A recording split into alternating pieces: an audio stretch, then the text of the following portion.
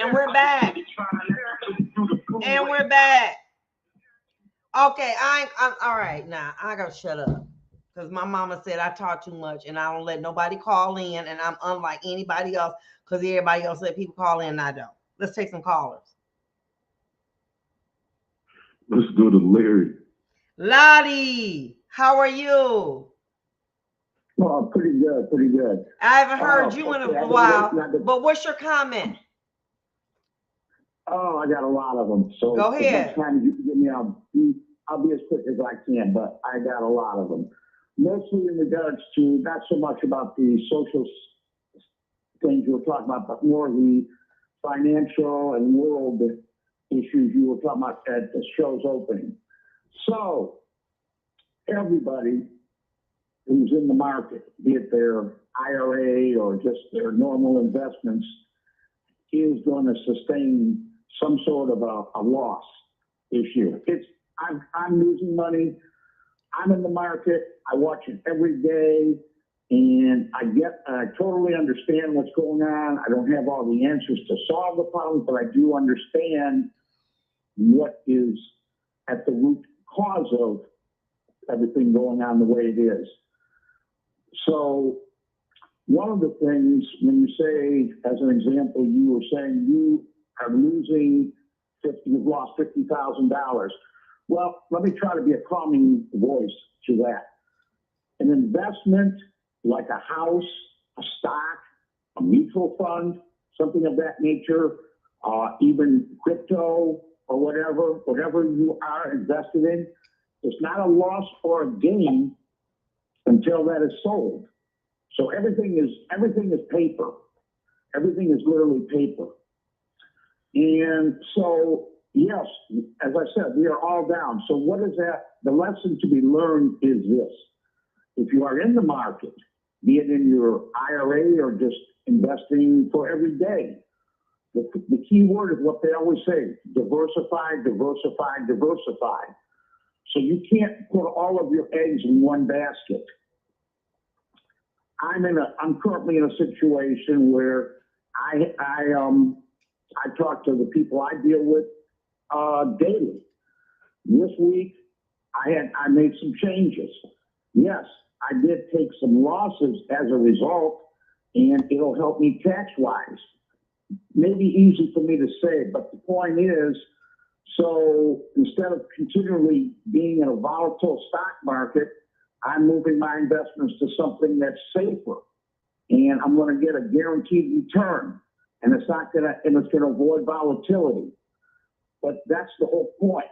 You have to continually watch your investments because of continual changes in the world. So you can't put 100% of your money in the stock market. It just doesn't work. Well, here's the situation. My money, and I'm just saying, these are all mutual funds. They're long term. Mm-hmm. And what happens is that they will not allow you to put your money in stocks, but in these 4 mutual funds, or you can change the mutual funds. So what I'm saying, even with long-term investment, I lost money. And Crystal Maddox said, what's the situation? We're talking about how to not lose money in this market. I'm not talking about the stock market. I'm talking about just dealing with mutual funds. But I know what you're saying. But listen, Larry, you're a Republican. What do you think about what Biden is doing with the Ukraine? Okay, so here's the other thing. I know I've probably given the indication I am Republican, but quite honestly, it's not even a matter of comparing Biden to Trump or comparing Biden to anybody. Here's what I can tell you on that subject. We have already said to say, you were talking about $1 billion. Well, one thing you did not mention, we've already given over $40 billion to Ukraine. Never mind this billion that they're in the midst of doing now. And understand one of the contributing factors to all the inflation is all the money that's out there, be it the stimulus, the money that's going to help Ukraine. Any number of factors are contributing to all the inflation we're talking about, the $5.50 gas prices, the food, the supply issues with food and everything. So the whole thing is, it's really economics 101. So in a market where you have more high, obviously prices are going to go up. So when you're paying more, when used car prices, when they couldn't get new cars on the lot and all they had was used cars, well, sure, they're going to charge you almost as much for a used car as a new car. It's a matter of supply and demand. And the whole thing with the reason why we're in trouble now with oil, a lot of it has to do with what the Green Deal that Biden talked about his very first day in office. He made it very clear. He signed 36 executive orders. So he basically wanted to undo everything that Trump did.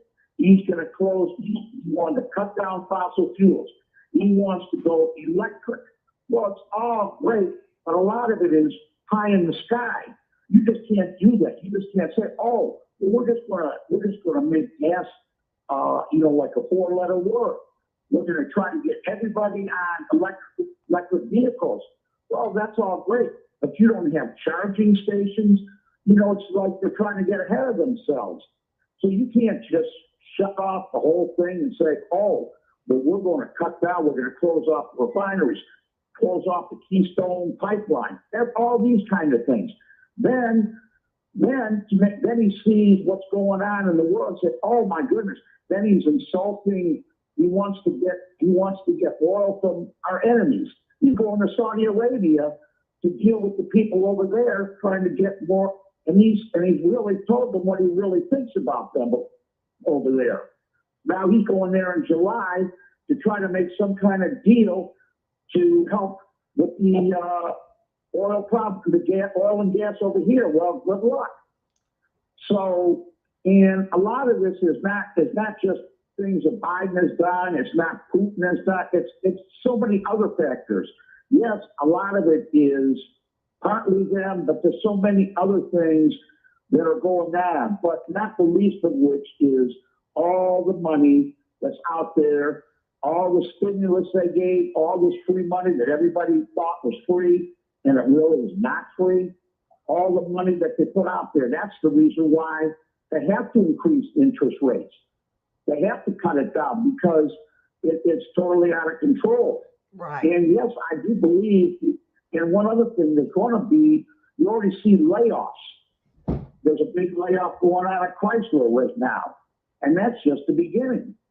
So they are really behind the Fed doing what they did this past Wednesday.